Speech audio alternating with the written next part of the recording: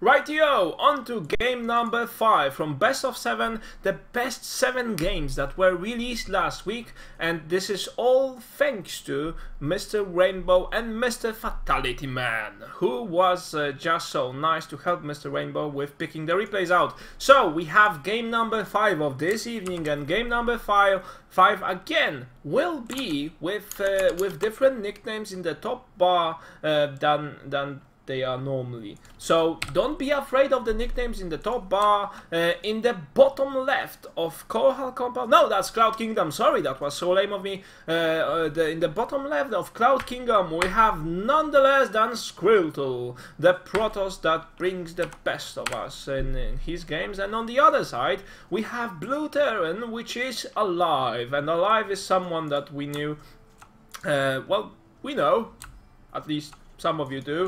Well, I haven't watched that many of his games, but that's okay. It doesn't matter. So we have a first decision. aLIVE has decided to make a Wolof. That's well, that's a starting decision, because not every Terran makes a Wolof at Protoss, but that comes in handy when you want to prevent any scouting from happening. And of course, the Marine is good for taking out the scout, but then you also want to do a full Wolof and just not let the scout in the first place if you want to go for some shenanigans in the beginning of the game. Now, what do we have here? We have a scout going for the general direction of his opponent's base, and he'll probably not reach it in time.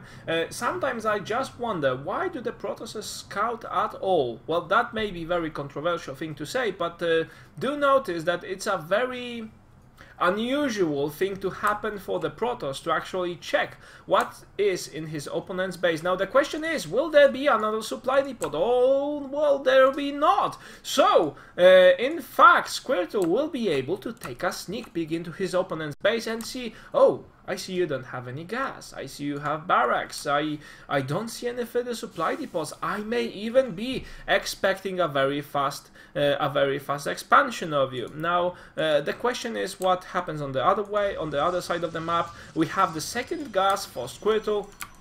We also have a gateway and a cybernetics core. Not too many surprises here. And yes, we have an early expansion from aLIVE, which is not that surprising, because Terrans recently just tend to do very fast expansions, relying on the defensive abilities, while Protosses, well, most of Protosses recently go for 1 gate expand, which isn't that bad.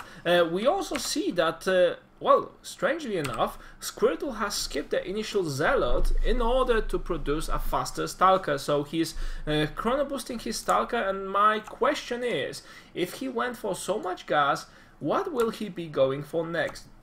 Excuse me, will this be some Twilight Council and Dark Shrine, which doesn't work that good against Terran? However, it may have its chances against a fast XPing Terran. But no, we also see Squirtle doing an early expansion, and uses he's just using the Stalker to chase away his enemies, the other player's scout, and that's really good. Now he'll be probably able, oh look, a flying shark, now we are all screwed. He'll be able to take this worker from the higher ground. aLIVE is trying to place the worker somewhere between the range of the Stalker and the range of Xel'Naga Tower, so he sees what's happening, but no, that did not happen. Now, alright, that's a time for a poor joke. So guys, let's take a vote. What should be the poor and bad joke of the day? You can tell me. Now on the other side, well, strangely enough, I cannot think of any poor jokes right now. It's really weird.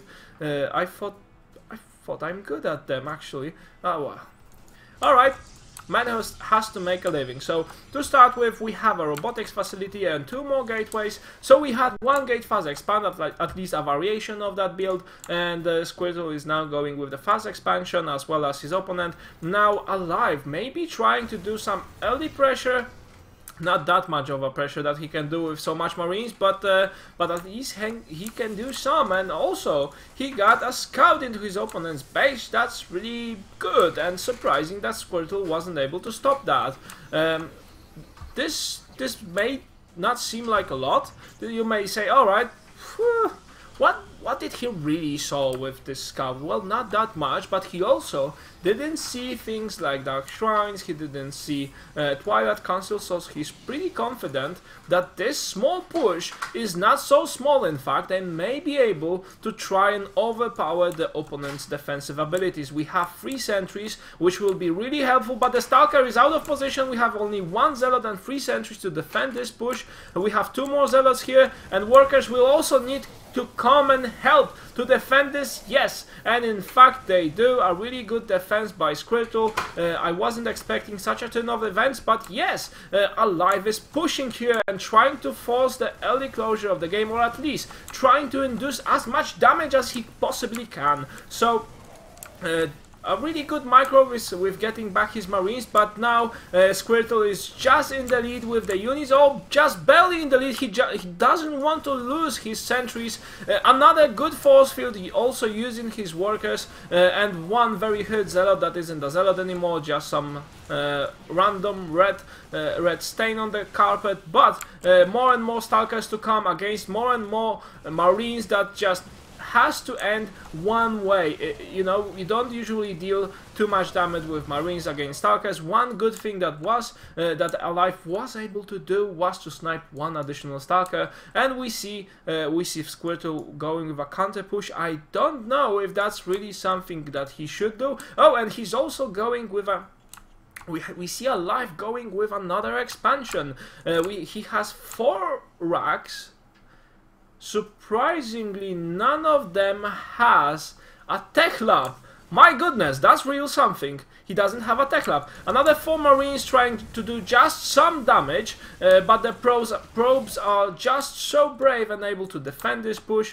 And Squirtle is... no, I wouldn't say he's in a tight spot, but aLIVE is just displaying some phenomenal macro and just the lack of any sort of teching. And now he's just doing 3 tech labs at the same time. He loaded up 1 of his bunker. He's preparing even 3 more. So he's really preparing himself hard for a counter push. But of course, Squirtle has sold out. So if he went for a counter push right now, that would be just a little bit silly. So he won't do that. Instead, he'll prepare an army of his own, and smartly enough, he's doing Robo Base, so he'll be going for Colossi, which recently isn't that much of a trend in StarCraft. Really, more people in Protoss versus Terran, they more tend to go for earlier High Templars, and that works really good.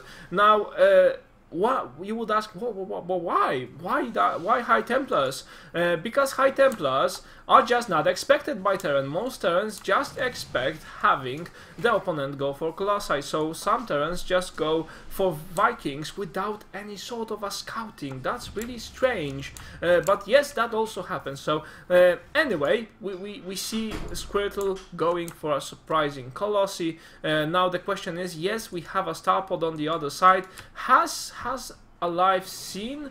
Has he seen? Yes, he has seen. No, he has not. What were these 2 buildings? I have no idea. But we had a little mind game back there.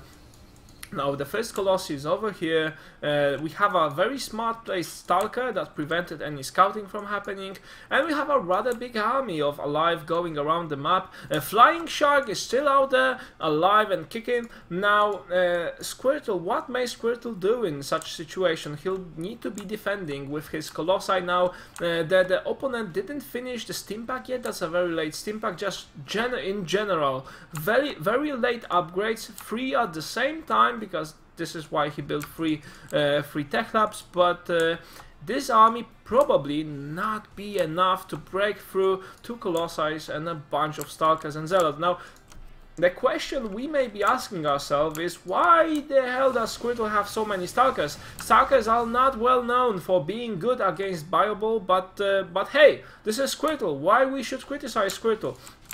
And now we have, strangely enough, we have Stalkers chasing off the Terran's army, and we of course see aLIVE trying to regroup, because regrouping is what he needs to do right now. We also have a scouting factory, but that's not very interesting at this point of the game. And we have 1 proxy pylon, nearly 1 proxy pylon. It didn't finish up building, and more Vikings being produced to counter the Colossi. However, I don't know if we are at the point where Colossi can be countered. Now, we see that Squirtle won't be going for more Colossi, he'll be just sticking with what he has right now. This push is really mighty, but he may just have a little bit of trouble trying to push through his opponent's defensive line, because there are so many workers, and so many workers got wasted in this attack. Now, a very awkward choice for Squirtle, choosing to produce more and more Stalkers, but yes, he did that, and he has so many Stalkers supported by Colossi, and the Colossi were dealing the real damage in the previous battle. They have like 10 kills, the other one has 17, so that was the deciding push of the game, and fantastic push by Squirtle. He was able to destroy all these bunkers that were there, all these units, perfect force fields that allowed him to stay alive with his Colossi, and just warp more and more units on the low ground by this proxy pylon. And this is just finishing off the chicken here. Not too much left of aLIVE, but he just doesn't want to give up. He wants to finish his upgrade first, and Squirtle just demolishing his opponent's base. And now, I don't know why aLIVE didn't give up yet. No, yes, we have GG right now, and this is something that has ended the game for both of the players, with a better result for Squirtle. So Squirtle has done some real professional defense, plus really good offense, that he was able to catch up with his opponent's economy for a second there. This pressure with Marines that aLIVE did back there, that was something really difficult to defend. That was something that was extremely damaging to Squirtle, but with these couple perfect force fields, he was just barely able to hold up. You saw how he tried to back off his workers, and you even heard the motorcycle on the outside. That's really good, a really good motorcycle, because there's no road in the near proximity. And anyway, that was a fantastic game. So another good choice by Rainbow, another good choice, but Fatality Man will be now going to game number 4 of the evening, which will be, I don't want to spoil anything, so I'll be coming back to you guys that are live on the show and talking with you. Now stay tuned, we'll be back in a sec.